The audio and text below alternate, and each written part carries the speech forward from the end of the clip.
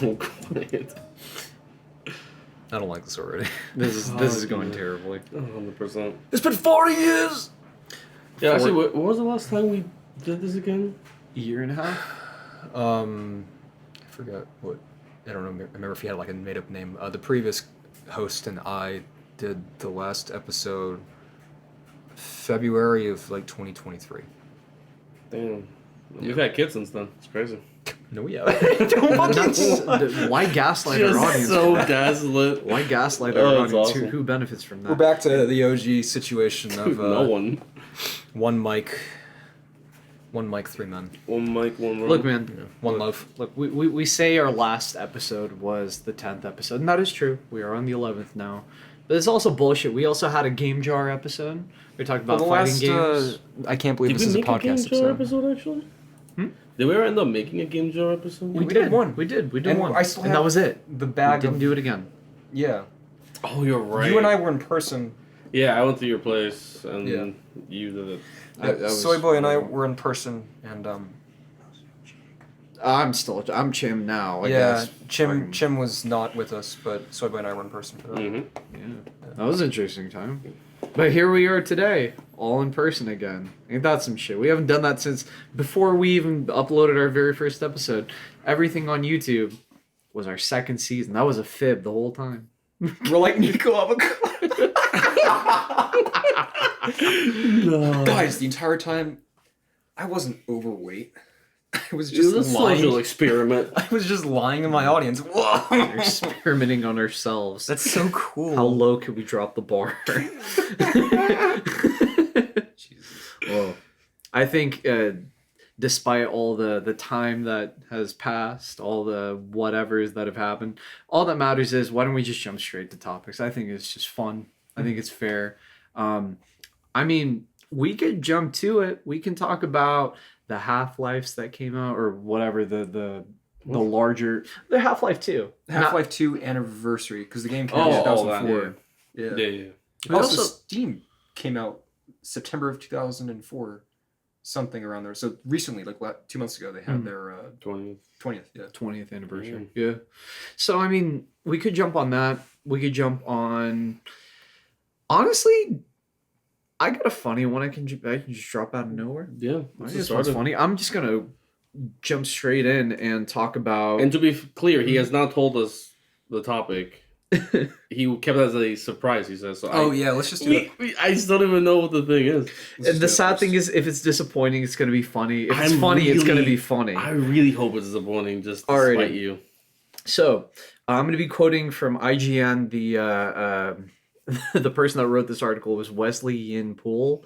This happened yesterday, apparently. Doxing and everything. Nintendo tracked down an alleged Switch pirate using a combination of Reddit posts and repair orders. A new lawsuit has revealed. As reported by GameFile, Nintendo sued, I'm just going to say his nickname, Archbox, from Surprise, Arizona, for allegedly violating its digital copyrights by selling pirated copies of Switch games. According to the lawsuit, Nintendo hired a law firm to investigate online pirate video game stores and found a user called Archbox that it traced to Arizona. So I guess further to get onto specific points, like what was happening, what was being done. Essentially, he had, if I'm understanding correctly, Switch hardware, authentic Switch hardware, tons of pirated games, potentially in Yazoo. But what had occurred was all of his repairs, everything that he was doing from posts, helping others to get to that point of pirating games, pushing that forward. On one hand, I mean, seeing Nintendo going on some Pinkerton level-esque shit, just going after users rather than, I mean, they have gone after the creators of Yuzu or whatever, the guys that actually made the emulation, and essentially can use pirated software to play on a pirated hardware game, as essentially you're paying nothing to Nintendo. But on the other end, going directly to the individuals that paid it off, it's pretty nuts. On the other hand, the fact that they caught him in Surprise, Arizona is fucking incredible. According to the lawsuit, Nintendo hired a law firm called Mitchell Silverberg and up to investigate online. Yeah, Jesus. Got him good. They went like private on his ass. Yeah. Oh my word. He's a menace to society. Criminals don't need him. We have one right there in You know, Arizona. they were willing to... Gary Bowser, the dude who was doing all the emulation Yep. shit, the ROMs and whatever. Yep. Bro, they got his ass on indentured servitude for the rest of that man's life. He owes them like his retirement. That's fucking insane. Nintendo's on that rock shit. Look, they were willing to let bygones be bygones until they saw that he was a Redditor and he said, "Oh, we're gonna fuck up your day." You guys know that the official Nintendo Museum uses emulation for its like GameCube and There's actually no way. It's crazy. People found it out by going to the museum, obviously, and then breaking the unplugging the controller and hearing the Windows notification or when you unplug stuff.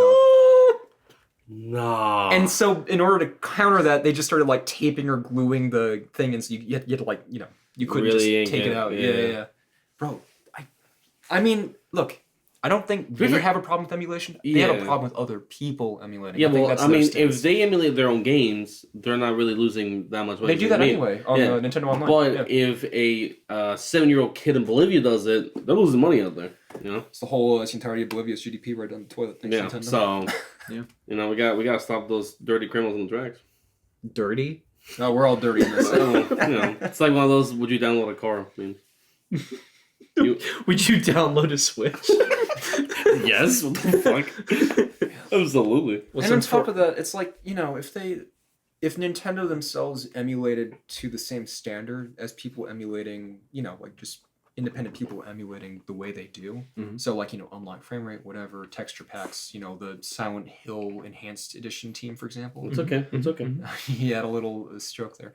If they did that, they put that much care into their emulation projects, then people wouldn't complain, and they probably would pay. Let's be honest. I mean, I know I would for some of those games, but they don't. The Super Mario 3D All Stars was the re-release of Galaxy 64 and Sunshine. Yep. For Mario's 35th anniversary. Yeah. Those were literal straight code ports with zero enhancements. The only thing they did was make Galaxy 1080p instead of 720p. And increase the price. That's true. Increase the price. That's the only enhancement they need to do. Don't say they didn't do anything. Yeah, well, hold on. They did quite a lot. They stole your money. So Numbers go up. This used to be $49.99. Now it's fucking $300. Yeah. Actually, you know what? No, speaking of that, something else that's pissing me off recently is a lot of these games, like nowadays that release, they'll be like, the base one is still around the same price, that like $60-$70, and then they'll do like ultimate editions that are like $150, and it's like, I have to sell my left kidney to buy that shit. Dude, nobody... Pre-ordering. It's a pre-order. Ubisoft, you're just describing Ubisoft. We're straight up basically, talking about ultimate editions in Japan. Nobody does it better than fucking Capcom. We jump from Konami. Better as in like the grift, or like actually having premium content that is good. Yeah. Oh man, it's like a double-decker sandwich. You get everything. Infinite Wealth didn't it have like really shitty Ultimate Edition where like New Game Plus was locked behind some. Oh, that don't even get me started on that. No, let me talk about Capcom real quick, bro. Street Fight. Let's go all the way back. Street Fighter 4 Ultimate Super Turbo Mega Turd Edition. Like we had fucking jumped guns into that. It was such a joke within Capcom that by the time Dead Rising 3 released, and what a joke of a game. When they did release it, they released it with a version of like the Ultimate Super Mega Dead Rising Blockbuster Deluxe Edition of a game. It was so... the fact that they even ported it like a classic Street Fighter combo. It wasn't the remake. But like yeah, I think it was like 3 or 4 that garbage. Remember the Zombrex Special Edition for 2? Bro, I had that. You didn't mention that yet, and it came with a case. Okay, let me tell you something because Soyboy doesn't know about the story. No. Dude, when I got into Dead Rising very early age. I think Dead Rising yes, that's what I had. So so let me like COVID test. Yeah, man. I have that. I have that right here. I got that. Yeah. So it came with a couple things. Let's describe for the audience here. Cool. Dead Rising 2, Xbox 360. It had a Zombrex edition. For those that don't know, Zombrex is it's the in-universe medication, zombie cure for 24 hours. But that's not a cure. A cure would cure you. That's just like it's like delaying the effect. Okay, Dr. Fauci. So look. Look, the point is, the point. Wait, can you say that again? I didn't have Subway Surfers pulled up. Here, Dr. Faj. For the audience, since they don't have a visual here, it comes with It's the fucking hypodermic pen, dude. look, it's a pen that looks like the syringe that you would get to inject. So it comes with a steelbook case that looks like pills. It all looks like it's it all looks like it's part and parcel with what you'd get with Zombrex. Now, I have a story. I was about 10 or 11 years old. I was in elementary school. This is a TSA So like 4th story? or 5th grade. I think it was like 5th grade. I brought it in. Oh, God. And bear in mind, I was in Florida at the time. So you'd think like, people were cool, things were fine. No, I brought it in. I took out that syringe and I just started writing in green or blue or whatever it came in. The teacher stopped me, took my pen away, said I couldn't have that. Didn't she know you need that shit? I need to write. And she took it away. And I still remembered not to bring any deluxe edition paraphernalia with me to school. That's crazy. Or else I get my shit taken away. I actually bought If you can't bring Definitely. If you can't bring it in Florida, where the hell can you bring it? You know. I bought a knife off of some dude on school grounds. All right, so And he yes- went to a random country because that's crazy. Thank you for tuning in to the episode 11. Okay, what's your story? No, that was the whole story. I'm just saying comparatively. So, Soy Boy, what is Just comparatively that you got busted for your, something that was clearly like a, like it literally has the in-universe. That marking. actually is a pretty. How much was that at the time? Apparently At the time it was like retailed for $70. that, and now Yeah. you can. Yeah, I mean, that's Now it's worth it. You're looking at 200 clean now. Someone probably. had their finger gucky, super turbo used edition. Yeah, for like 60. I don't think I've ever actually bought any of those like bundles where they give you like actual physical stuff. Mostly because I mean they're kind of expensive, and I only care about the game really. Yeah. Destiny's, not to derail everything completely. God damn it. Destiny 1's limited edition was peak. Do you know about it?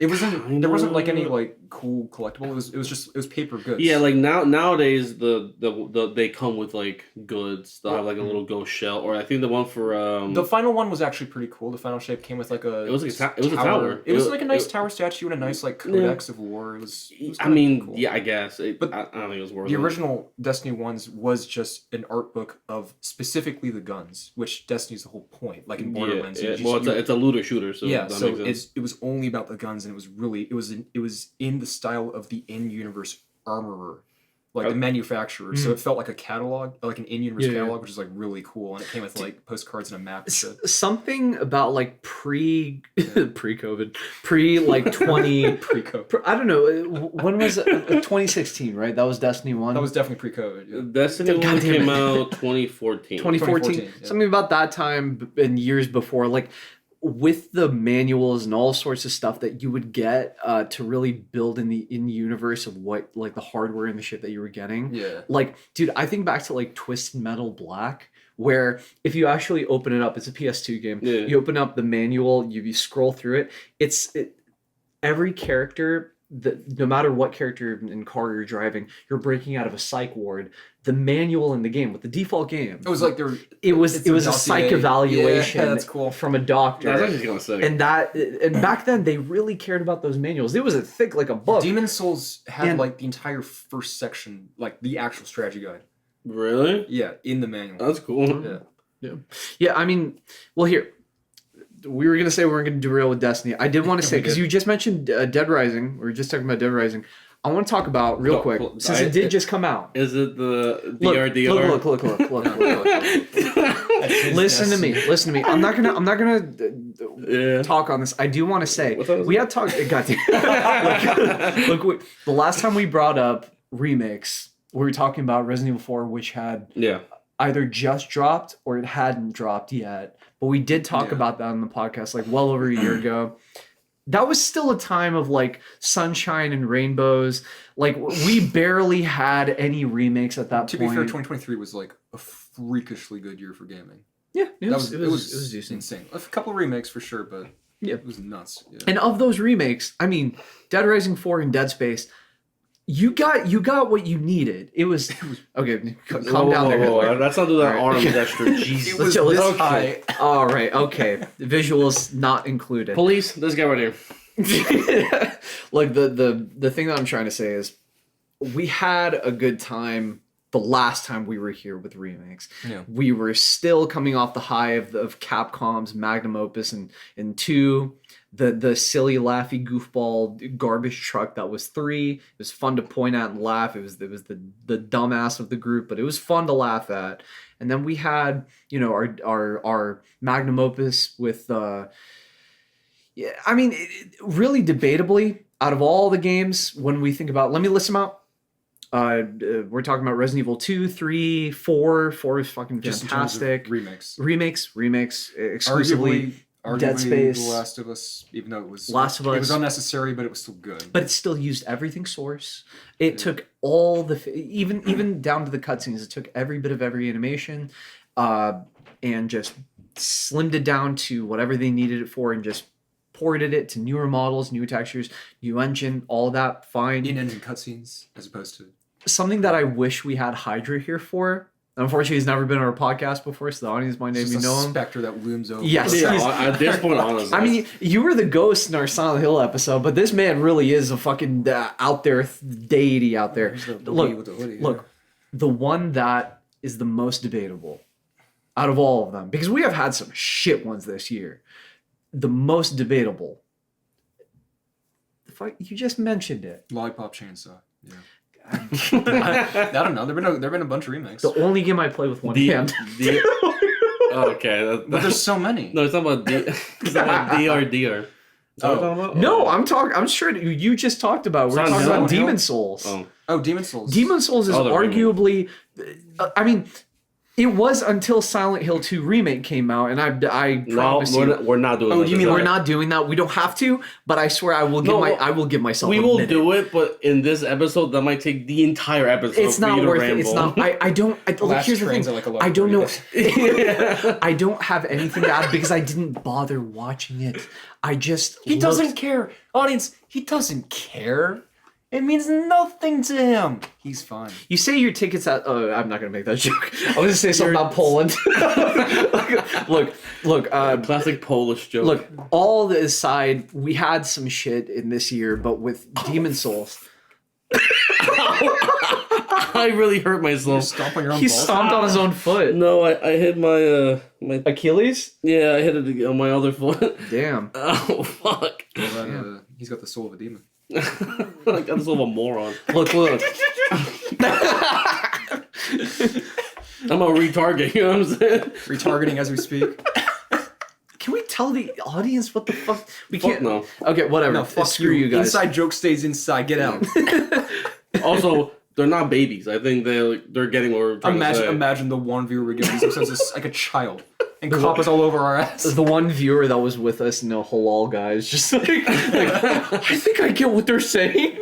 Look, let me at least formulate this into a sentence that's coherent enough. Look, I'm not going to talk about SH2R. I'm not going to talk about DRDR. Let me at least break it down to maybe this was a point of we need to evaluate what the hell was going on with remakes. I think Hydra made a very good point about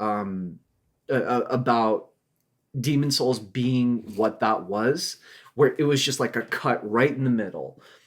It was very good, visually pleasing. There are amazing things about it, like Blue Point does incredible shit, where on one half, you're getting the source code straight up from the PS3, ported right on over. Yeah. It's source code, blending in. It feels downright one-to-one. In some areas, it's much better. You know, it's had years to take in other Souls games. And on the other half, on a visual end especially, they didn't get the essence of what it was. And that has kind of continued along as like a trail here with SH2R and DRDR. Yeah. They don't get it. And that's the problem. You don't have the main team. And for the team that was the main team, like with DRDR, they still didn't get it. Well, realistically, if you want to maintain the essence, first of all, this is just game theory. I feel like the original Demon Souls has like a kind of vaguely Mesoamerican art style. Yeah, like sure. Things feel almost like vaguely Mayan. Yeah, in some places. Yeah, which is completely. I mean, at least the underground forge place, and that's completely lost in the remake, but what the remake has is a very, very, very beautiful kind of traditional Western fantasy sort of depiction, which is also cool. It's just not the same. That one's divisive because either one is cool, but the new one is not like the original. But more so like with the enemies. Like compare the fat meshes. Commissioner was just stupid. The remake, they just did him completely dirty because in the original he's unsettling. Yeah. And he's kind of grotesque in like the Caroline kind of Tim Burton way. And this one's he's just fat and like he's got like warts and shit. He's unsettling because you don't want to touch him. There's a difference. That's the problem. He looks like he farts all the time. Flatulent souls. Yeah. No, I just have a problem primarily with the character models With and the way they meshes. did Larry, yeah. Yeah.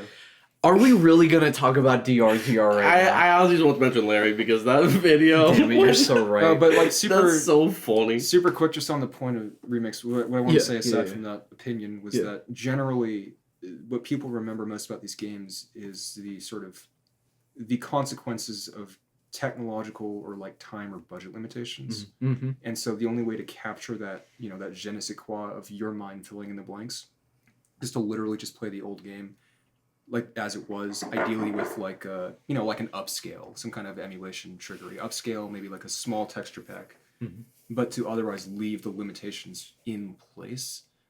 I think there are examples even more recent of like older recent games like 2010s being remade in the 2020s, like The Last of Us, where that's still true.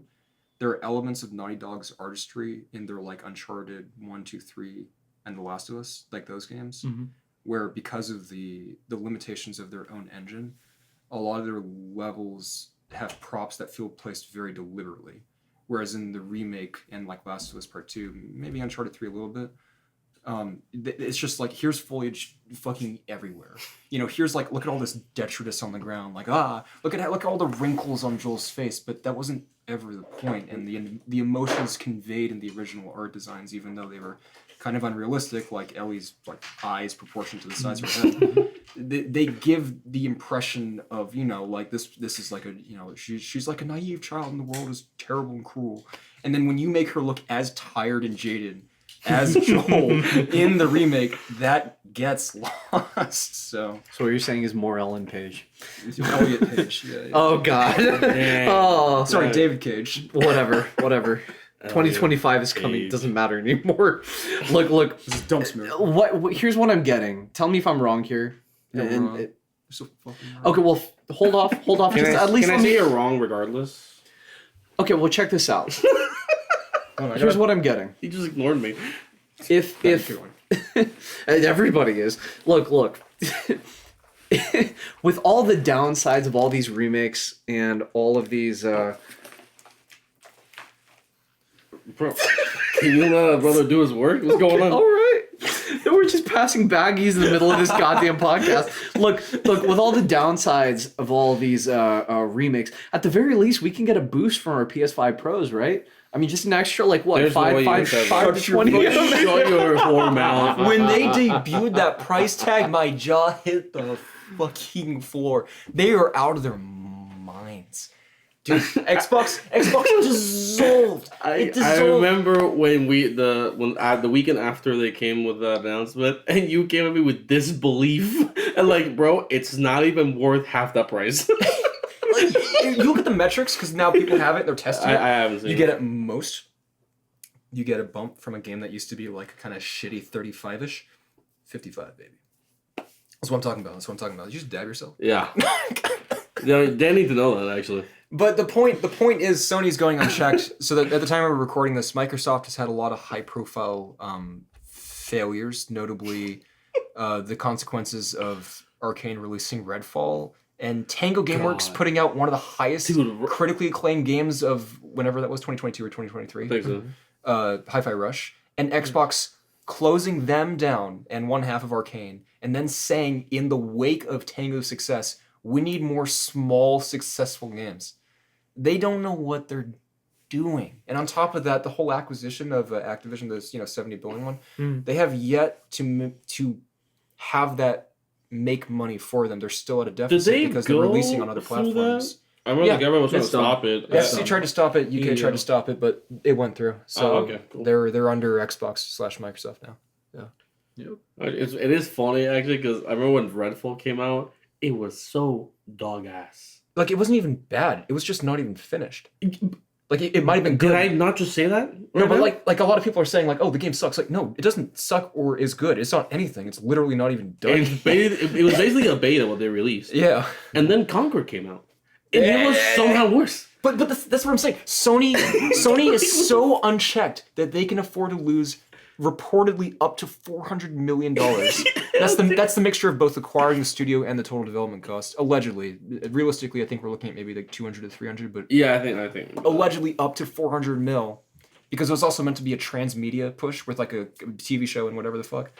They just took too long to make that game. 8 years in the oven?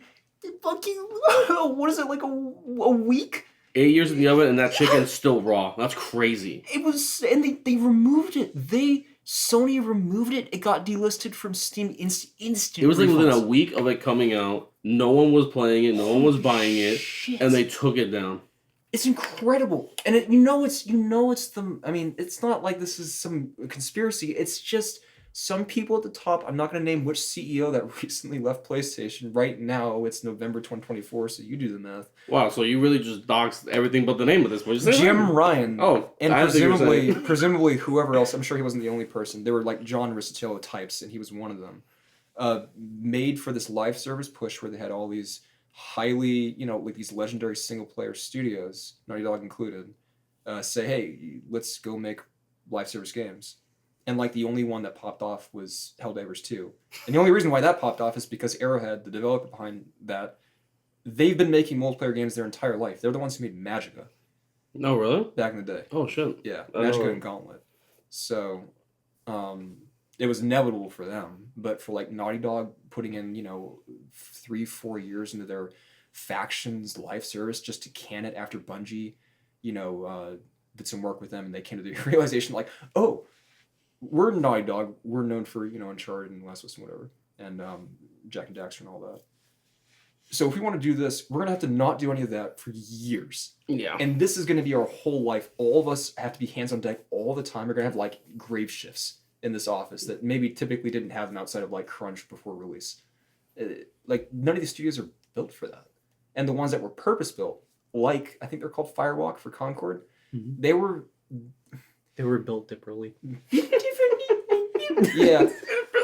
Well, Concord might be a bad egg in that example, but the ones that were purpose made, so again, Arrowhead, that's their bread and butter. They already been doing that.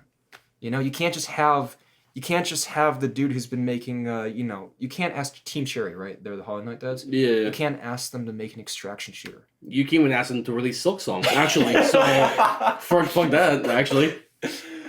I swear, what if they reveal it in next month at the VGAs? We've been saying that for well over a year. What if they do it next time? Yeah. Why don't we just? It's why don't been we actually stream? years Why since don't we you've been saying stream that, the dude. next Let me know that. VGAs? Hold on, I'm calling Team Cherry right now. Oh, they just killed themselves. Oh, they've been dead for 5 years. Crazy. Incredible. Damn. Anyway. Well, I mean, yeah. Go I ahead. actually want to bring something, and it was about like live service games, but it was a more vague question. Like, do you think that in general live service games are healthy for, like, I guess like the ecosystem you want to call it that, like, for gaming? The entire gaming. industry. Yeah, like The inadvertent nice thing about live service games, and a lot of journalists have pointed this out, both like games journalists and like just financial journalists for like Bloomberg and shit. and they've never been wrong. So And Jason Schreier has never been wrong. They've pointed out that it's a genre of game where there are a dominant few that take up so much of your time and already have so much mind share. Like everyone knows Overwatch. Well, Overwatch 2 now. Everyone knows, some old ones like WoW. Everyone knows Destiny. There's so little room because of how big those games The big already dogs are, yeah. MiHoYo verse. So like they're Genshin, Zenless, Yeah. Honkai Star Rail. Yep. I just consider all those the same game. I mean, battle royales technically are also live service, right? Battle royales require less time. You don't have to put all your time in to unlock, I don't know, Thorn. Right? I'm just thinking of Destiny 1 right now. You just you drop in and you play until you die. That's it. Oh, okay. Yeah, so that's fair. actually, if anything, battle royales have been incredible for games because it's brought more people together.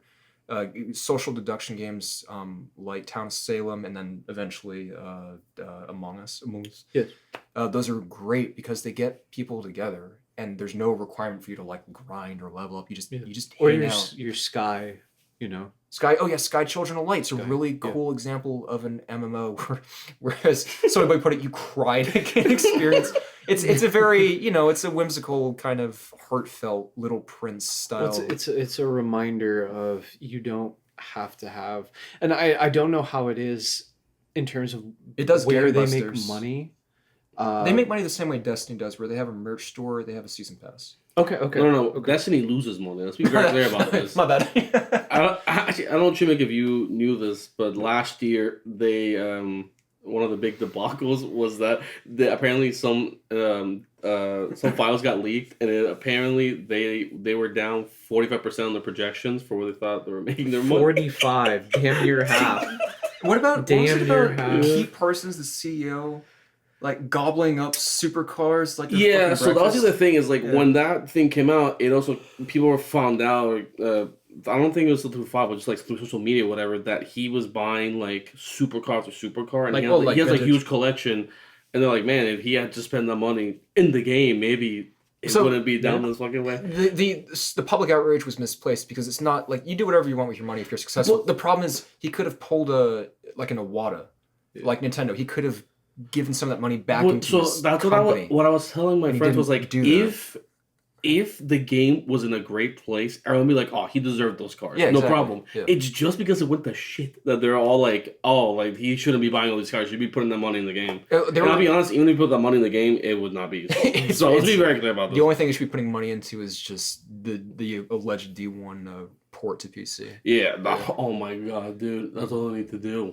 I know. I do want to contribute to that question you asked earlier. Oh yeah, the live service. About live service. I think I'm just gonna call a spade a spade. I know I'm calling out the obvious, but it, by definition, it is just a means to an end for how to market, how to gain money from what's essentially should be a stopping point for, hey, you purchased a thing, you purchased a product. How do we, the means to the end, of course, how do you get to keep capitalizing on it? Because we've seen, and it always goes back to this, because we've seen EA Sports do it. We've seen FIFA make gangbusters money. That's We've crazy. seen gangbusters make gangbusters money. EA Sports are live service games, but instead of doing the season pass model, they just charge you for a brand new release every year. Yeah. But it still is a live service. But well, it's nuts. They're playing where 40 they- chess and we're they- playing hopscotch. they make like 10%, maybe not even, probably like 5% of the sales that they want to make every year with their FIFA games, right? By releasing those games and people just buying them like hotcakes. Really, what makes up the several billions that they make a year comes from people obviously putting it in for those that like essentially online gambling, right? You just get your skins, you get your things with a random chance of them even acquiring. It's literally the definition of gambling, but like less so on like, shaming and bonking each company for doing that. I think Bonk. like less so like how do I feel, more like what does that mean in the larger like space for like, hey, what direction is this gonna turn? Where's this gonna change from here on out? Because adding on to that, like Sony literally just said, hey, we're projecting from 2025 onwards, we're just going to be focusing on single player games. We're going to put all our efforts on this because of, hey, Jules, you were saying this, Concord failed so badly, so monumentally, and we can't keep losing or risking losing, like with The Last of Us Part 2, $300 to $400 million projects to throw them away. This can't happen again. So for a while. for a minute, Yeah. they will come back. Yeah, once they have the budget to lose that money again, they will try Actually, again. I think before they even are ready to come back to that, inflation will have caught up to where most games cost that much anyway. That's fair. Yeah. But it's interesting to think that all of these attempts at fucking over the individual that would be purchasing those games, really trying to inch out every penny, would come at a time where, and kind of like leading back to our previous conversation, like it's coming at a time where, hey, what's the secure way of making money? Well, that's remakes. So Yeah. we're gonna run out. The wall's gonna dry up. I actually personally expect Resident Evil 3 to get remade again. I Hilarious. expect think that. so? I absolutely Okay, hold on. expect that. Before or after Twisted Metal? Twisted Metal. You know, we'll have to see. Twisted Metal, same way with Silent Hill. You know, the series. Because Twisted Metal got with remade in 2012. yes, And that was... well, yeah, keep in mind, PS3 when it came to PS3, titles, it yeah. really was a hit or miss in terms of having critical acclaim with the audience. I was going to say the same thing. I'm not for this. Look, the point the point is we look. We balling. I expect a lot of cult classics to get remade or get treated like a remaster, but bolster onto a new engine, right? I expect that to happen. We even saw that with, I think a great example of that is Destroy All Humans. That got remade. Of Yeah. all... Oh, Yep. yeah. You're Cult right. One classics. and 2. Yeah, With no censoring. Nope. Cult classics will find their way back in, but Deadly Premonition. I think I will. I really think that it's an interesting time we live in. At least just as aspiring game devs, as people who want to actually publish or put something out besides like a silly little funny flim flam show out there on YouTube, like actually publish something so people can play. It's an interesting time where all new projects, not all, I'm being super silly here, but a lot of new projects by AAAs are to kind of scam people out of their money. And then what's the safe shit? Well, it's going years back to like PS2 and Xbox 360 gen games with remakes. That's the safe bet. There are some games that weren't being remade. Yeah. They're still landlocked to their old console. Yeah. Yeah. Some. I think the more the dialogue, at least, well, on the consumer's end, talking about indies, talking about like, hey, this has been around for like a good 7 years in the oven. Like, we're really curious about this. I think that a good topic, and I mention this every now and then, you know, for the past couple of years, we've done this podcast, and I still want to talk about it. What is y'all's top 5? You know, it's hard. Even 5 is hard to gauge with how rocky things are in the, you know, games and entertainment industry. What's your top 5 games you're looking forward to? Because I got some. I legit have none. I'll be honest, I am in a state of drought right now where even the old games I'm playing, I don't even play anymore. I have not been playing many games recently. Bro took one look at who's the new community director for Bungie who does all the Vidocs or whatever the fuck. Talk about DMG. I don't know. Oh, no. That's someone else. I actually don't know. But I mean, I stopped. I mean, I haven't played Destiny like since Revenant came out. So I don't know why I was thinking of the Bonnie Bear lyric. Cut the ropes and let me fall.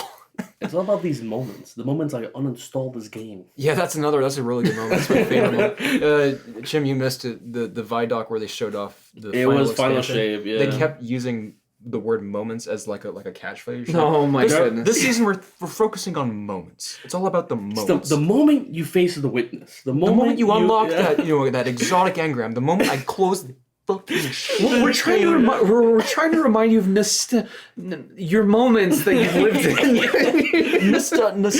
in. Jules was just like, yeah, the moment I stopped playing this game. The moment I break me fucking And neck. you know what? But here's the thing. I'll say that I'm glad I played through like the campaign of Final Shape, and I like The campaign was okay. It wasn't actually okay. Yeah.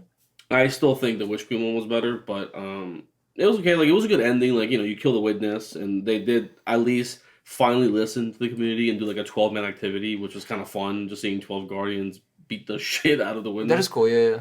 But like, you know, they killed Kate again, so that's cool. And I think just the point being, I mean, just to make it more abstract, so Jim can relate because he doesn't play. And thank God for that. Otherwise, we'd all be in an insane asylum. For Destiny. Yes. Yeah. The general idea behind why Soyboy and I dislike them so much, I guess I'm speaking for myself, let me know if you feel this way, is they had something really good with, obviously, Halo 1, 2, and 3 and Reach, and ODST. And Destiny 1 was this brand new thing where it was like a fresh start for people who maybe wanted to get into Halo. Like I wanted to get into Halo, but I never really did. and it was like a fresh start for me in the sense that it was like really tight Bungie gameplay, Yeah, I mean, but a fresh new universe, and now persistent online where you can happen across other people, and it's almost like an it's like that MMO, yeah, but MMO with effect. Halo like style addicting shooting gunplay, Mhm. and a Borderlands style addicting loot system, and it was really simple. It was just that it had really satisfying guns to grind for. There was a lot of RNG bullshit, but in I mean, hindsight, that's a grind to be fair. So. in hindsight, the RNG was, I missed that because there was nothing like finishing a match of PvP in Destiny 1, doing gangbusters and having the lowest ranked person in that match score like a Yowl Horn or something. Because the end game rewards are just completely randomized, and it's hilarious. So they took all these sort of kind of like what I was mentioning about older games just having that je ne sais quoi, and the remix not really having it. Yeah. There was a simplicity Destiny 1 where it had just enough parts for you to always have like the dog and up, like oh squirrel. There were just enough squirrels. And then with Destiny 2, there are too many goddamn squirrels, and each one has been like exactly shaved.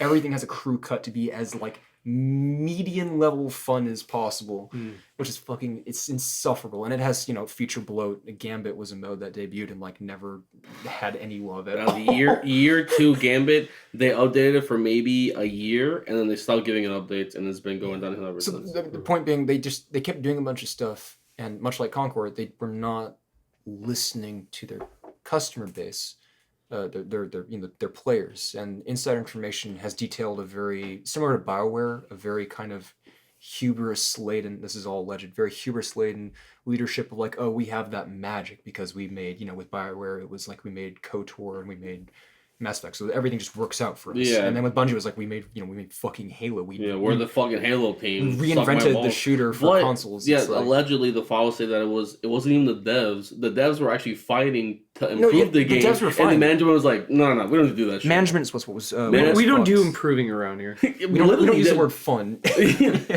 So it's been I would say honestly it's been a downward spiral since like Beyond Light. Actually, Shadowkeep, but it was more noticeable from Beyond Light because things were actually. I don't know if you saw this, but apparently since Forsaken, some of the perks on weapons have been weighed down so you get them less. So like the grind was actually artificial. Yeah, so there are pros and cons. I mean, the overall question was like, what do you think of Life service? Before you asked the top 5 question, it was like life service on the state of the industry. Yeah. And I think there are two sides to that coin. One is like, Chim, you play UFC, where that could be a live service, but they'd much rather just resell it, with like a minor update, sometimes major updates, like the animation system. And then there's the other side of the coin. Your eyes are rolling back. His eyes rolled the back of his head. That was crazy. Upgrade, update, Yeah. my ass, this Gladly. game. But so the other side of the coin is, something like a Destiny, or if it were done better, like a Helldivers or like a WoW. Or like, as much as it gets memed on, like a Genshin Impact, where it's like they actually have, events. You know what I mean? Like season. Well, to be fair, There is an Helldivers effort- was fine. It was just that when they try to do the PlayStation Online thing, in many countries got like blacklisted. As Yeah, well. Look, that was a whole separate. For me, I'll make like an analogy here, at least like a comparison between something really random, or at least like more of like God damn it, something very personal, but I think it's still an interesting perspective on if a company can do this or they can manage to get this from their fan base, like a good reaction. Yeah. I think it's this interaction is what people want. People don't want random updates. Like people want responses. But bear in mind, people don't want giant season passes to happen like every other month. They don't expect it. They don't want that kind of crunch to happen on the team. Item-based season passes, where there's no like narrative thing, there's no like new scene. It's just a shit ton of new items. like Rocket League. Look. That's When a company clearly understands what their players want, because they are listening, they're reading through Final forums, Fantasy 14. they're jumping. That's exactly one of the examples I was going to use.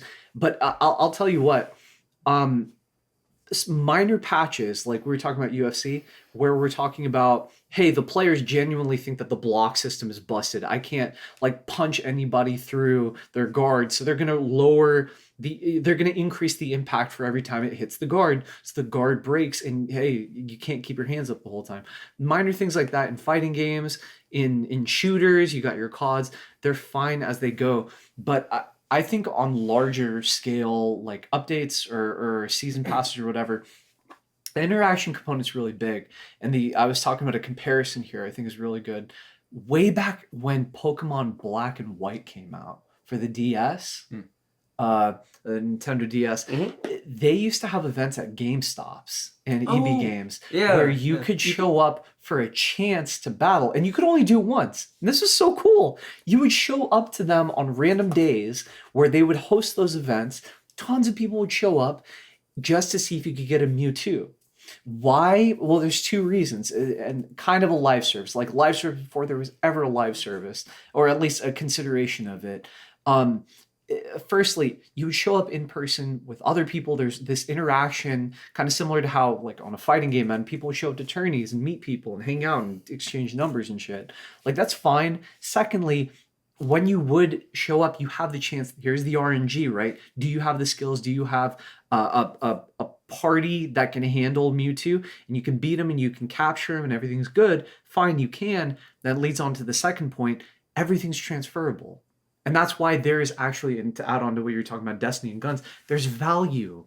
Nintendo's not going to take away, like Bungie is taking away from Destiny. They'll take a lot away from you, but they won't take that away from you. Yes, they'll sue you. They'll kill you. Nintendo will kill you. They might surprise you in Arizona, but they're not going to look. But all that aside, I think in general, it's cool when you see developers genuinely care, when you have more people that are outside forces that are just pulling and pushing away, and devs can't actually do what they love, or even like, I guess, express that in anything they do. It's so dark, it's bleak, it's sad. On the other end though, unless unstable, shaky grounds, I am still curious. I'm not gonna let this question down. What is your 5? What was the question? Full question. It was like games you were expecting. They're all indies. I have them on my wish list. If one of them is Silksong, you can leave this place. I'm going to Kermit Suicide. Look, I'll talk about my 5 real quick while you're pulling yours up. Mine is firstly Nightmare Cops. This is the hell's that? I don't think we were talking about that one. So Nightmare Cops, I don't think on the podcast, but I talked about it plenty with Jules. It is largely a Newgrounds group, so we're talking about leading the team Jeff Johnny Utah from Sleepy Cabin. Spaz Kid, he is one of the lead animators. He takes a lot of the rough stills and just kind of finalizes them. I believe Tom Fulp is doing a lot of the coding alongside like Jeff, I'm assuming, and Oni and G doing the music. So a lot of that circle. I've been making this game for like what seems like 7-8 years now. It's been just like Concord. No. Well, I didn't say it was gonna be bad. Ouch. No. So everything I've seen from they probably spent less, like a tenth of what fucking Sony is gonna make. It's gonna blow up the fucking water. If they side scroll, they lose everything, they somehow still have more than the devs at Firewalk, or the name of whatever the name of the studio is. 100%. Another one that comes to mind is obviously Jules. You and I feel the same way about this. Radio the Universe. That's my number 1. Yeah. Yep. Oh yeah. And I got a hint of that. From that mouth washing game. It sounds a bit weird. Hint of what? Like the indie sort of zeitgeisty, like, oh, I love indie games, like that kind of. No. In a less he only loves AAA games. Cynical route. It's more like when I saw a lot of the transition sequences that happen in real time. Some things that they were trying to do that was unique to the game. Like when it seemed like your mind was like absolutely warping, you're bouncing around from month to month of when the impact and crash happened. I thought that there was like a comparison there. I think also like on AAA, I'm excited for Wilds. I don't know if I'll have time to play it, but man, Why? Oh, Monster Hunter Wilds. Monster Hunter Wilds, I want to play that. Um, God, that was three right there. But I have another two that I just for some odd reason I can't. It's in the same vein of like indie side scroller. Oh, Tough Bippy by One Games. I really want to I play feel like we've around. talked about this game, but I actually don't remember. It's the it. rat- So Rabbit this is looking again like of the OG like Oni Plays group. It's Ding Dong, BG, and Julian. They're the duo, and they've I believe they've hired like contractors and other people to help them around with this side scroller game. The plot is very simple and very cute. You're obviously a bunny that's a boxer. You're a part of this like Obviously. if I if I understand it correctly from just like recounting it, you're a rabbit that's fighting in like an animal ultimate fighting competition, right? Just where it's almost like King of the Iron Fist tournament for Tekken, and It's like there's Hunger just Games. there's a larger organization that's trying to like crack down on it, and you're fighting your way through that organization, a very Tekken-esque way through a side scroller to fight each sub boss till you get to the boss of this like fighting organization and figure out what's stopping you from competing. And that's cute. I have one other. It's like it's that. out there, and I'll leave it for like if I see something that's gonna really excite me, really interest me, I'll leave it out there. But so far, I just got the 4 out of the 5. That's No. not bad. For me, it's really like I think maybe 4. How pompous and arrogant would it be if I said like any of one of the 2 projects I'm working on? It's like, oh, my game. Yeah. Well, I mean, you look forward to that not as a consumer, but as as someone who wants As to. someone who wants to have a life. Well, no, as someone who wants to have the thing realized. So, I mean, I would say that's fair. Realize. That's so bad. I actually said that at work. Oh, like real, like I Oh. Real eyes, real. hurt people, bro. Yeah, I said that at work. For me, it's unfortunately Silk Songs in no particular order. Radio the Universe, Hollow Knight, Silk Song. There's a mech game called Brigador that came out in 2016. It's an isometric mech game for PC. I think it's just PC. And the sequel comes out at some point next year. So the sequel for Brigador, and whatever the next mainline 3D Mario game is, that is probably going to come with the Switch too.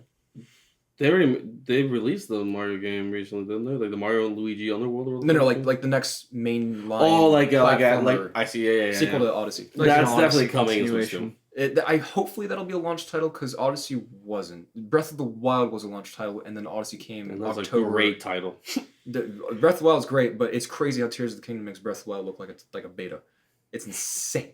Yeah, I mean that's So- what good game deving is. Since Actually, when you actually make a better game Without- than the prequel. Without and incredibly, impossibly, without losing that The je ne sais charm, quoi yeah, exactly. of Yeah, the yeah, first one, which 100%. was simpler. To somehow Mhm. keep that while having a vastly more complex game is mind blowing. And obviously, anyone can do this, but in my mind, I'm like, only Nintendo can do this. Yeah. So since our last episode or whatever, I played and I finished Tears of the Kingdom. That is my new favorite game of all time. No, sure. And the best way I can describe it is before my previous favorite was Little Big Planet. Just 1 and 2, either one were my favorite game. So it's a game that I think is like a good crossroad between just open world, like a Horizon or a Witcher, Gary's mod, which speaks, that's self-explanatory, and Little Big Planet. So having a well not but like having an open world, which might get tired, right? You play open world games that can be like hundreds of hours long, but to have it be somehow constantly exciting, and not constantly exciting because they have a bunch of good content, which they do, but constantly exciting because of the tools they give you to make your own content in a genre where most of the time you're just eating whatever you're being spoon-fed. Open world games, there's a mishmash of things going on top of that. Fire propagation, full physics simulation, like time reversal mechanics. What they've been able to do on a little NVIDIA handheld chipset is mind blowing. Like on a technical level alone, even if you play the game, you're like, oh, it's whatever. On a technical level, like you cannot not be like, holy shit. But thankfully, the game itself is also good. So that's the reason why I'm looking for it. That's why Mario's on there, because Mario isn't the same level of technical accomplishment, but it is the same level of fun. I mean, yeah, Mario So- Odyssey was a bop. Mario Odyssey is incredible. I still play that. Yeah, Mario Odyssey, for me personally, Galaxy is my favorite 3D. Same. Galaxy 2. Galaxy, for me, it's like they're almost like the same game in my head, Mhm. just because of the association. I used to play them at a family's place, so I only Mhm. remember them being like one entity, like Dude. 1 and 2. Yeah. Something about Nintendo and like associating a specific time. It's I feel like 2007 through 10ish. yeah. Yeah. I mean, I don't know. For me, like Galaxy 2, I was staying over with my grandma at the time. It was just me and her, and my cousin stopped by and was like, "Oh, you just have an NES," and like. I mean, literally, it's He like just called you poor. Or was that a time? And I never lived it down. And I never forgot. I know, So he's right? like, "Oh, you only have an NES. Let me bring 2 things over because you must be bored, right?" And he brought over. I'll say the other thing I was going to say in a second, but he brought over a PC that had New Vegas with a ton of mods that made the game absurdly hard to play. Fallout, you mean? Fallout New Vegas, Yeah. yes. And secondly, a Wii with a couple things. It was like a Wii U, like the gamepad one, Yeah. where it had Earthbound on it, which Even today, we're still getting confused by the fucking Wii. yeah, to this Bro. day, to this day, Earthbound was solid, was fun, and then Wii with both Galaxy 1 and Galaxy 2. Oh my I still remember, bro. Oh my I still remember being a little guy playing Being a playing the Gundam toys from like Barnes and Noble. I still remember the Arizona watermelon iced tea. Every time I see it in a store, I think about that time when I was playing bro, I was playing Mario Galaxy 2, hanging out, chilling, maxing all cool, and listening to Game Grumps while I was playing the game. That was Kino. That was good. That was a good time. That's a good era right there. That's a fucking That's a fantastic era. fucking era. Nintendo brings that out of me sometimes. That's all I'm saying. And like Nintendo, the nice thing about Nintendo is even though they do have flops, like a lot of their sports re-releases, like the soccer one and the tennis Yeah, one, the soccer one. The they've all soccer been game was like crazy. They've all been like atrociously mediocre, Oh. but they're mainline games. So, Tears of the Kingdom, like recent, like last 5 years, Yeah. Tears of the Kingdom, maybe not last 5 years, Odyssey, like those mainline AAA main team releases, Metroid or remaster. What's crazy is one of the reasons why Tears of the Kingdom is like my favorite game of all time now is it takes me back to that time. In a headspace where I keep telling myself like, that was then, like it can never happen again. And then Tears of the Kingdom makes that happen again. And it's like, it can actually happen again because Nintendo's competent. At least, where it counts. So yeah, that's my list, those 4 games. Nice. And then if I had to add a 5th, your game. Oh, which one? Or at least which project? Because they're both proof of concept. Realistically, we've mentioned After Hours on podcasts before. Not Have we? specifics, just the name. Yeah. I think Have we? actually Have we really? Just the name. No, Just the Okay, name. so why don't we talk about the other one with that we haven't even talked about? well, that's mostly your thing. I like the concept, but I'm not really a part of that. Yeah. Yeah, Yeah. that really is. Yeah, it's actually your solo. You mean game. like the Snow and Sable little game thing? No, we can talk about any and all. We can give them a timeline too. All right. Well, let's just There's do a lot of things the to look more- forward to. Let's Yeah, go let's ahead. stay on the more like concrete stuff. But Okay. that's like we're like near field, couple month long projects. So yeah, I think at this point, we have our what the fuck is the expression? I wanted to say we have our. It's gonna sound a little weird. Our feet a little more wet. You know what I mean? Nope. Wet work. All right, that's getting deleted. I hope. No. That's crazy. No, we have a little bit more experience in obviously Jim did a lot of like Fiverr work. I myself have done I've taken more classes and have done some freelance stuff. So it's a little easier for us to do stuff instead of just like daydream about it.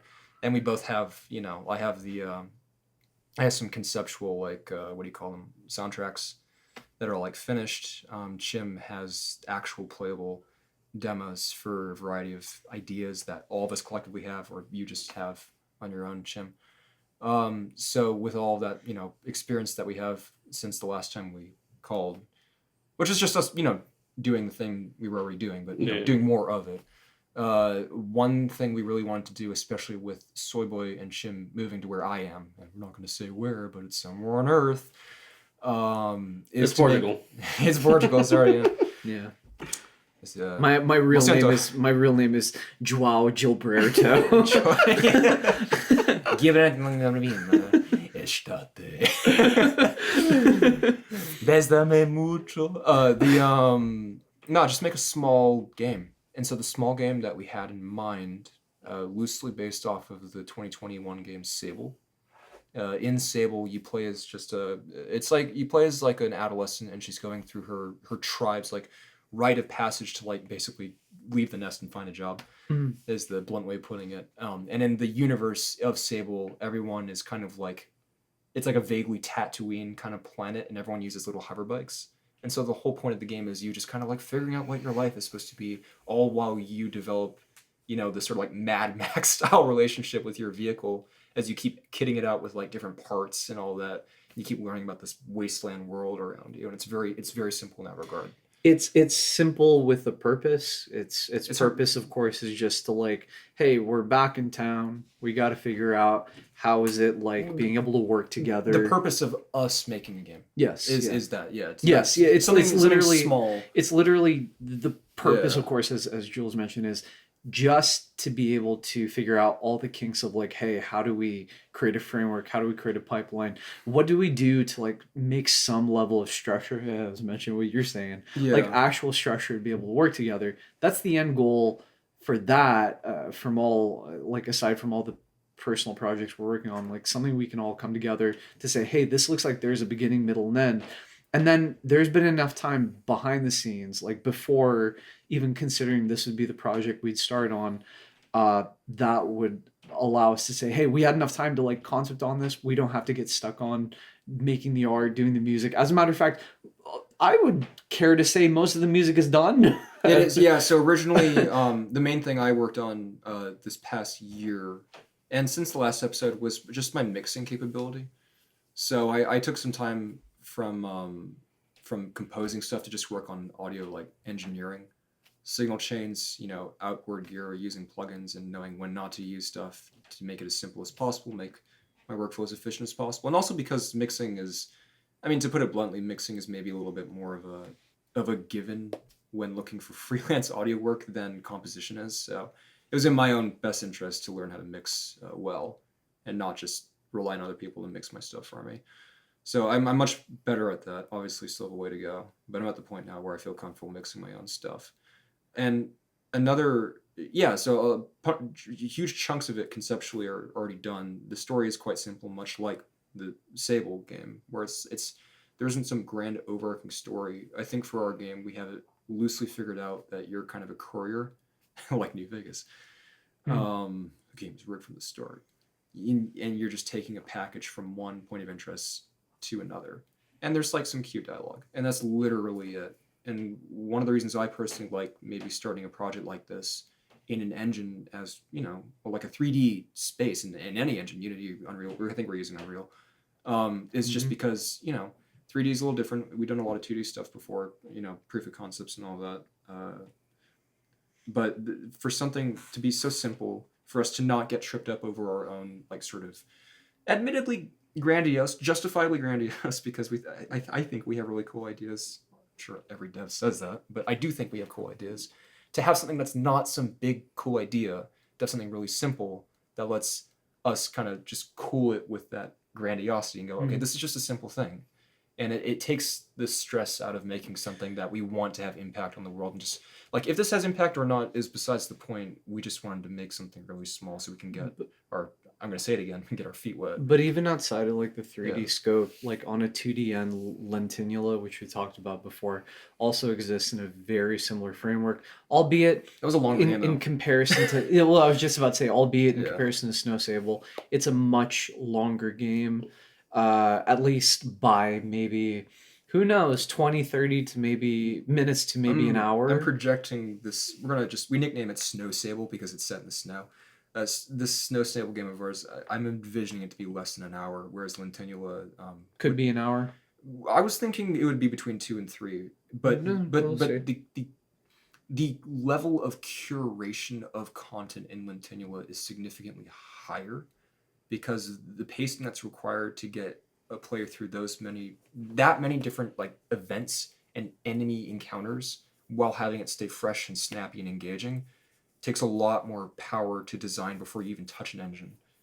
And then during the engine work, then something like this idea we have for Snow Stable, where it's literally like, you know, you go to some place to pick up a thing, and you bring the thing to another place, and the credits roll, and we'll find some like kind of heartwarming, quaint story that makes that journey make sense. Whereas Lentinula is like a series of events that are very, well, at least the way I have it envisioned, very cinematic. Not with dialogue. It's all dialogue less. It's just animals making like guttural noises at each other. It'll look like Naughty Dog. Yeah. If anyone knows the game Rain World, those are very guttural games. Those Naughty Dog games, Naughty Gods.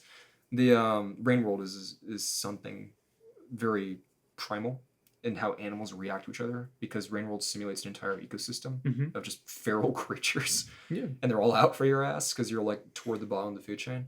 So something like that, minus the advanced AI Rainworld has, something where it's like scripted moments that give that impression, and to curate that and have it feel fresh and be entertaining across like a 2 to 3 hour runtime, or even an hour long runtime, is still like way more work than just doing point A to point B. Messenger delivers message that we have in mind for this. But I mean, in terms of similarity, yeah. In terms of general scope, in terms of general size, the Lentinula side scroller game we were concepting is similar in the sense that it's something that we feel we can legitimately tackle without being too out of our depth, but at the same time being uncomfortable enough that we actually learn something and like progress. Yeah, without getting like stuck and like plateauing for years. Well, one thing that I definitely would like to attribute to like not feedback, but like being able to just like push a discussion so we can all contribute towards it is how to get to that point, what you choose. Like, well, it's at the end of the day. Here, let me rephrase this. I think a way to change the topic so it's more so we can all have some input in it. That would be. That was just my opinion. Oh yeah. Just preface. I'm not speaking for alternatives. No. I was just gonna say an interesting topic. If we just cut this one in. An interesting topic would be at what point in time do you say start? Does the start happen now? A lot of the viewers, maybe they might be still in school. They might be already starting to work. They're maybe even considering, like, even outside of being a gamer or like playing a game or whatever, they may want to get into deving. But it's like, at what point do you do that? Do you do that when you're at your most free, which is like, say you're much older, you're retired? Do you do that then because you have essentially the time away from work to be able to start working on things? Do you do that when you hit a certain like level of resources and finances? Do you do that, or do you just kind of like say, hey, today's been really shit, I've been working all day, do I make that extra little effort for like 20 minutes to 30 minutes? This is when we're going to start it. My point or question to everybody here, so I think that's an interesting like through line outside of like general plans or general things that we want to do, more so like to the audience. How do we say, what is the starting point? When do you do this? And is it feasible to like keep running towards something that is essentially like a black void? You don't know where it's going. My answer, and I want to pass along to everybody here, my answer to that is, I think it's very reasonable to put things away as long as you have done everything you can to encapsulate, like essentially do the really hard thing of capturing lightning in a bottle when it comes to your ideas, to your scope, to everything that comes before you put your hands down and essentially push that work out and execute it. That even includes a proof of concept. That even includes like gameplay you can play. It includes every little note jot, every little dialogue. How do you put that, you capture that lightning in a bottle so you can just release it and get back to it when you do have the mental fortitude, the time, the resources, the everything to just be able to say, hey, I'm like coming back to it. To me, that's the important part. Because I don't think it ever goes. I think, as a matter of fact, if you aren't living your life like a little asshole, you're kind of like you're able to even add that much more to it. Stuff that might have been more naive, now you can add some more nuance to it. I think now is an important time, but if you have to set it aside, it's not a terrible thing. You just need to capture that lightning ball. What do you think? Actually, here, there's somebody who hasn't spoken for a minute here. What do you think? So, what was exactly the question? What is the value For the viewer. of like, so there's, I wouldn't call it a dichotomy, but Jim is saying, there's worth, or I guess he's asking, is there worth in having an idea, building all of its constituent parts for like a video game? So like for a video game, the narrative, the mechanics, the sort of general pacing of the story, to put that all in how we've been doing it, like a Google Drive, and tucking it away until you're ready to work on it. And whether you're ready to work on it, that can depend on a variety of factors. Maybe you literally don't have the time to dev, but you do have the time to like write stuff and build that Google Drive folder. You don't have the time to do the engine work yet. Or maybe you do have the time, but it's like you don't have the energy. There are a variety of reasons. So it's like, do you find value in being able to shelve ideas? Honestly, I mean, that's kind of the whole point. So like, even if you have an idea and you're circulating in your brain, I think at a certain point, if you don't sit down and write stuff, even if it's like on a notebook or on like Google Drive or something, I don't think you're ever gonna actually sit down and work on it. Like that is like the first indicator that you're actually serious about working on this thing. And even if you have to shelve it for time, energy, money, resources, whatever, being able to say I have at least this idea and these are like the notes I jotted down for it, that is a huge step to actually start building that game. Yeah. My stance is that assuming you have the resources, and time is a resource, assuming you have the resources, you need to start working on it as soon as possible, because lightning in a bottle does go away, and sometimes it comes back and sometimes it doesn't, and that's not something you can control. I think one of the experiences I've had just working on music, both quasi-professionally and just independently, is that ideas don't mean anything. People are attached to and they remember execution of ideas. Songs about love that you take from like, I don't know, Coldplay. Let's just take like, I don't know. Let's take I Saw Stars. And let's take I'm Not in Love from 10cc from the 70s, that Guardians of the Galaxy song. It's the same idea, but they're executed very differently. And on a technical level, they're executed very differently too, like just aside from the the instruments and stuff.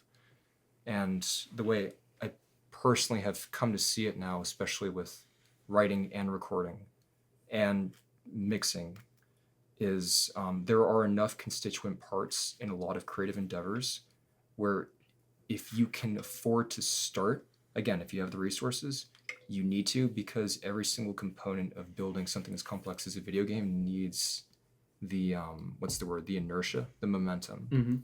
And if you keep starting and stopping, you lose the end goal, or worse, and I'm speaking for myself here, I feel like some of us have had the same experience though, you get trapped in what's called demoitis. In music, demoitis, it's not like an institutional term, but demoitis is basically what happens when you have like a demo of a song and you really like it and you like the idea and you like the way it makes you feel about its potential, and that warm feeling is enough for you to not actually see it to completion.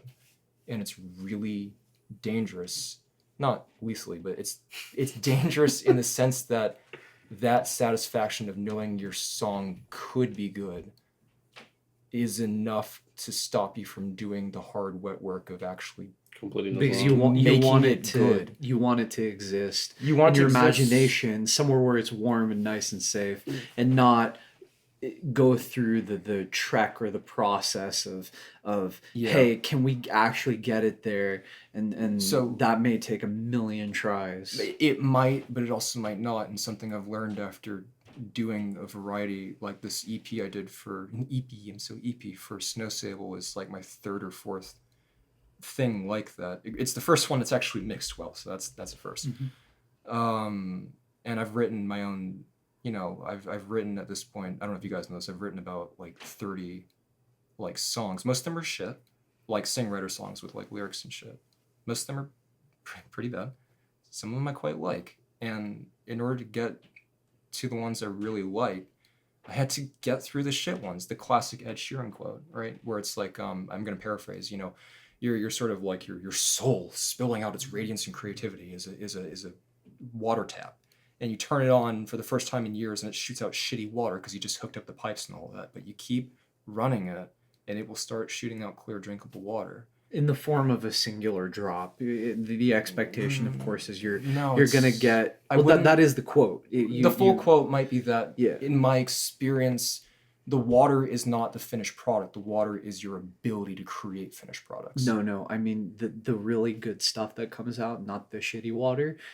When all the shit does come out, you get a single drop of water. That single little good thing. That's the original. And yeah, the original quote is that you get like it's like like parts per million or whatever, like in chemistry, like you get 1 part per million is like the good song, and that happens. But what also happens is your ability to create more without worrying as much, and so the more you make stuff, the less you're afraid to put out stuff that you don't think is good, and the more you put out and finish stuff that you don't think is good, the more parts per million you end up coming across that are good. The overall amount. It's still the same ratio, but the number is getting bigger overall. Well, the key takeaway definitely is go make shit, go do it, go make it.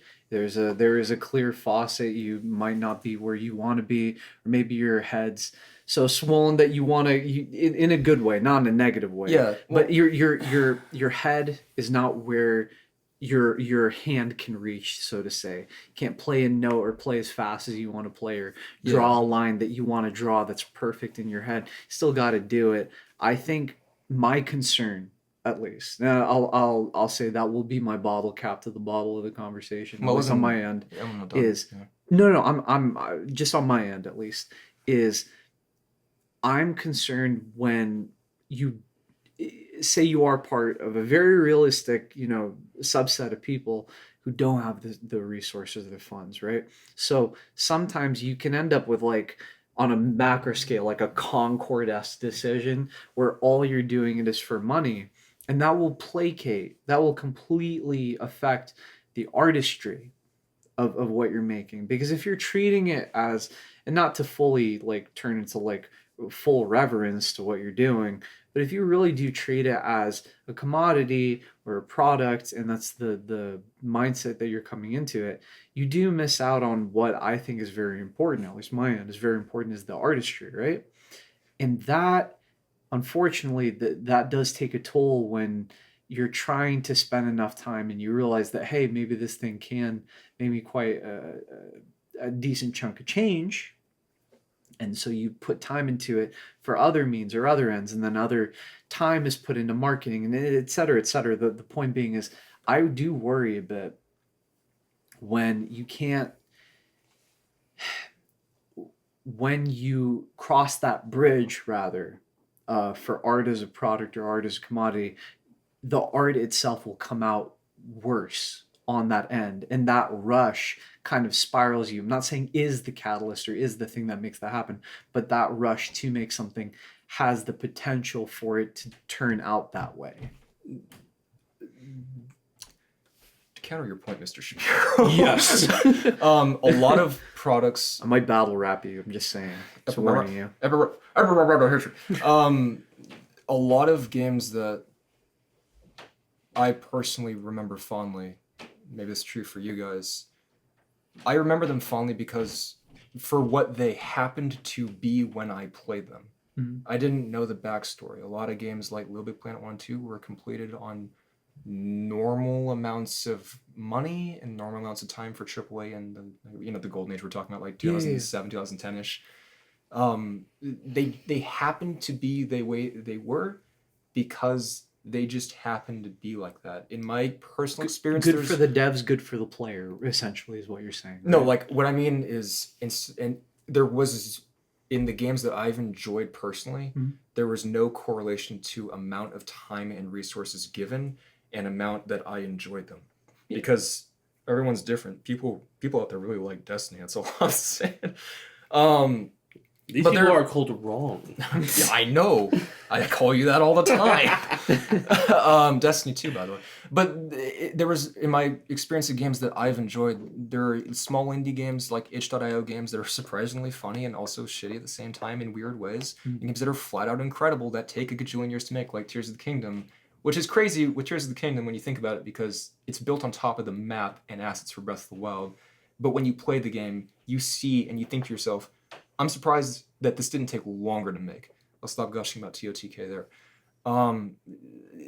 The artistry, what you have to say, in my experience, mostly as a consumer, and recently as someone who makes stuff, finally at a level that I'm actually happy with.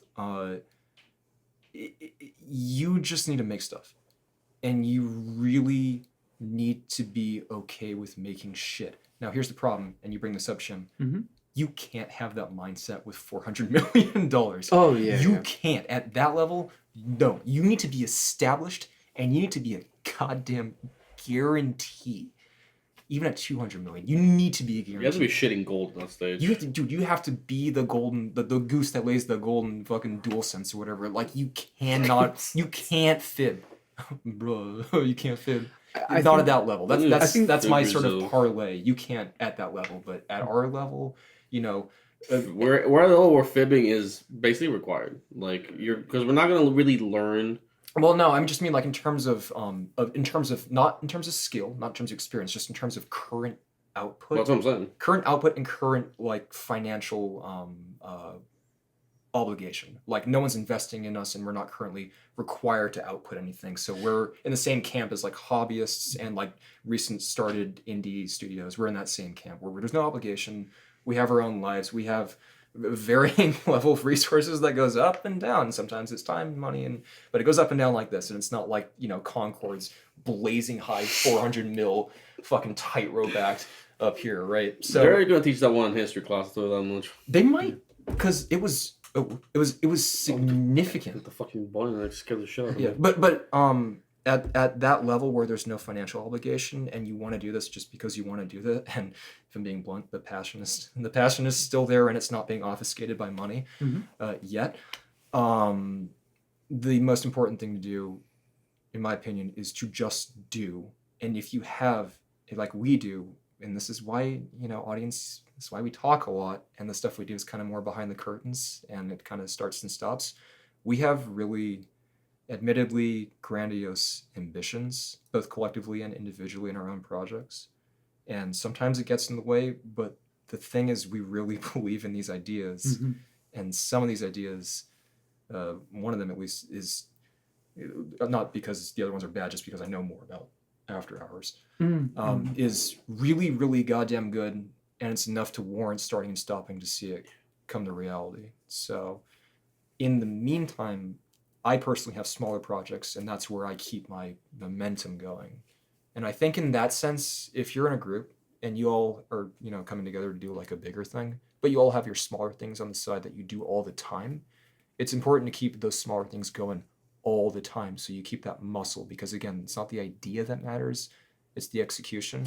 And the execution is in of itself a muscle, like you would grow like your, you know, like your calves or whatever. You just keep exercising your ability to do something on a technical level, so when the time comes to, you know, meet together again when resources allow it, you all can be firing on all cylinders and make that big grandiose thing happen. I think to even counter my own point there too, there is like artistry and limitations. Yeah, that's I think that actually a lot of really good art. I mean, you a lot of music is incredible with like, you know, artists who just had their like laptop and the mic. Yeah. It's Well, actually, the when you started singing your sentence, you mentioned that you started on the point that, hey, these are the things that I like because of this reason. A lot of art in general in my opinion. I mean, art in general, as it is, whatever medium it is in games, film, a canvas, it's all subjective. But a Yeah. lot of the stuff I like too exists entirely because of the limitations that were presented. Yeah, Like my favorite games are older games. Shim likes a lot of like kind of scrappy acoustic recordings in terms of Yeah, music, and yeah. in terms of for example, we Paul watched Baraboo. Oh, yeah, yeah, Paul Baraboo, and in terms of animation, I think was it Serial Experiments Lane was done on a budget or like a Yeah. deficit or something, right? Yeah. Yeah, and but there's this charm to it where it's like Practically everything in that era was built on a that's fair. That's fair. Japan in the '90s was not great. Yeah, that has its own charm, and that in of itself is something where it's like in the moment they wish they had more money, but we remember it fondly regardless of how much money they actually had. So in the end, it might have mattered a lot for them in their headspace in the moment, but in hindsight, it didn't actually matter at all. If that makes sense. Like, it just happened, we happened to enjoy it, and they couldn't have known how much people would have happened to enjoy it 100%. despite their budget problem. So, yeah. to me at least, like on the end of that thought there of like, hey, a lot of this exists on limitations. Go use your limitations. That it may suck at the moment, but you have no idea how much of like a resource that could end up being. That's fine in theory. I think on the other end, I do think of some other case studies, some examples of like Cuphead. You know, It went like suicidal or something, yeah. Yes, and to be fair, they set themselves an insane challenge. Other studios like that, and other groups, very small groups like that, where is that suffering a prerequisite? Is all of that intensity a prerequisite? Can you not? I mean, you were also mentioning like we don't have to know the modern, especially the majority of the audience, right? The modern audience doesn't have to know what's going on behind the scenes for it to be a good game. For a lot of great books, for the longest time, frankly, it's better if they didn't. It's much better if they don't. And I think that there is. I mean, it's also it goes on to other things like shit that you eat, clothes that you wear. That's fine. We can separate the art from the artist and all of that stuff. The point. Oh God, the point. The point that I'm making is there should be some larger discussion for a viewer that is interested in getting into doing these things. That I almost don't want to say that. I do. I think that there should be on a smaller level, like independence. If you're if you want to form like a collective and do something bigger, then maybe. But if you're just like someone like I want to do something on my own, maybe for money, maybe for not, then that's different. But if you're going to become like a group and do something bigger that might require a significant time investment with planning, well, it requires budget. Period. It requires finances. Yeah. I think that it scales. Yes, yeah. And I think that at the end of the day, when you're speaking, like at least when you have like an audience or like at least one goddamn person that has an interest in it, it would be quite responsible to say like, hey, you don't have to continue that cycle of violence, that cycle of torturing for art's sake. Just there are many paths to that. You don't have to follow the one where you're suffering the most. Don't shoehorn yourself into a box and live in it because you saw someone do it once. Yeah. Especially, especially since there's so many good counterexamples for music, at least. Like, there are plenty of... Most records were made not effortlessly, but, like, painlessly. Like, there was a lot of effort put into them, but everyone was doing their job.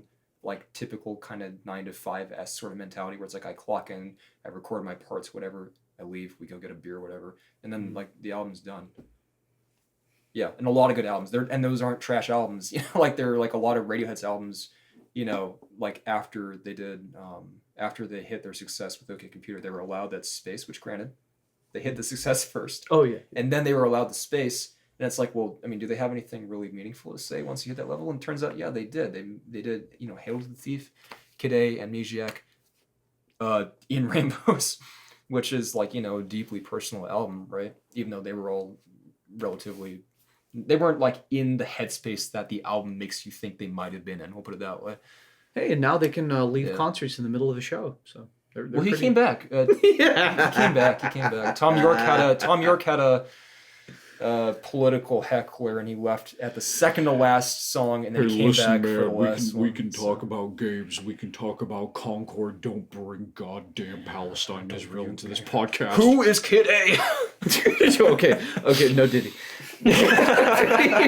Anyway, All right, fine. I think overall, Soyboy, if you want to add anything, I know this was kind of this was like a fucking Shapiro versus Destiny thing going on for a second. It's funny because I think compared to both of them, I'm not really in the technical side of it. I think mostly I've just been doing like some coding for projects. That's the most technical part. But yeah, but what I'm saying is like I don't really like focus on like the other technical parts. I just focus on making sure that when I click whatever's play, on your desk, the motherfucker jumps when I press the space bar. That's it. As long as I do that, that's. But I don't really like focus on the nitty gritty. And usually, for the most part, on my end at least, they're like, "Hey, we would like to implement X feature," and I'm like, "Got it," and I just go work for it. I don't really think of it on my own. We've been doing our best to make sure we don't put everything on Soyboy because that used to be a really big problem. That used to be a massive issue. We used to do that all the time. Well, I think, but for example, that we've learned through many iterations of it's like, making games that like... It's like not even, can you do it or not? It's like, dude, that's just not even cool to do to your friend. That's such a dick thing to do.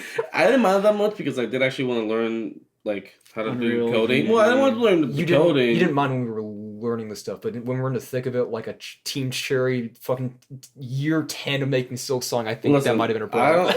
I'm gonna dirty this out right now. I'm just gonna air this out, but I don't mind that. What I did mind was when you guys made me switch the fucking engine 6 times in a row, and I was like, bro, if I switch back to a different engine, I will jump out the fucking window. That was after hours, and we finally decided on Unreal Engine.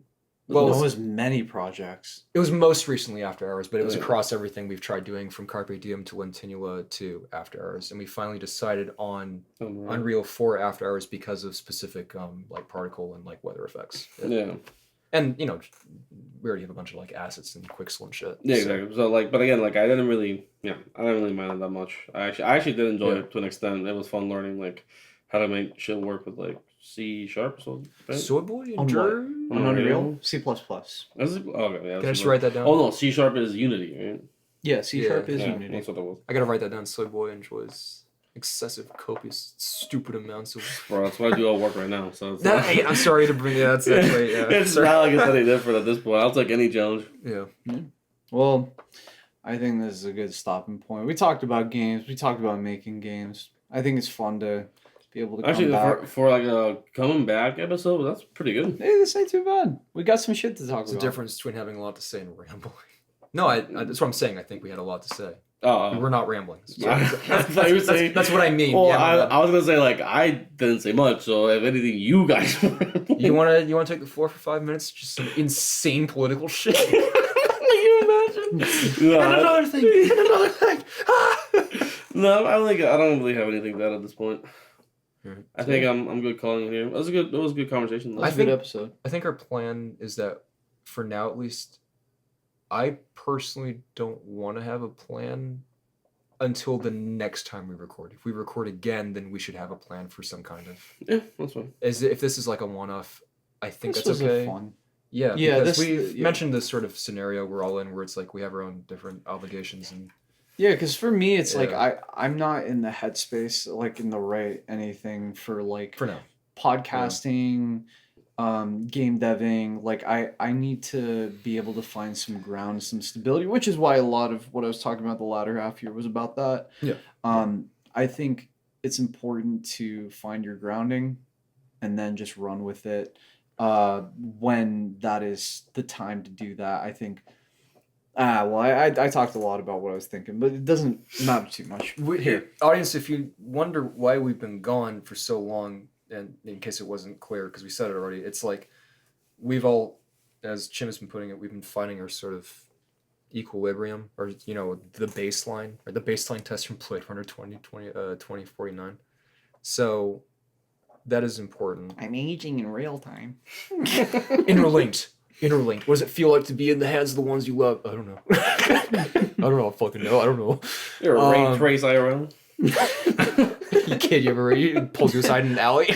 I'm aging. RTX on. So yeah. So in that context, I don't think, at least for this episode, we're going to try to set up some regular upload again. This is just like a one-off. And then at some point, we may or may not decide to, and then generally speaking, just to sort of short-term, like paraphrase everything we've gone over for the game stuff. As far as game stuff, we're thinking of picking up this Snow Sail project. That'll be the first thing we do. Yeah. Most likely, it doesn't matter what engine we'll use, whatever engine. I'm probably Unreal, if we're being honest with ourselves. Switch 1,000 times. Godot, Yeah. perhaps. It's so funny because he said Unreal early when it came to Snow Sail, but we sat on it, and he literally just ended with, "I don't know which engine we're gonna use." No, for and I'm after hours, just I looking at said- Soy Boy's face. I said it after. You said Snow No, Sable. you said Snow Sable. Well, it's a good thing we're recording this. God.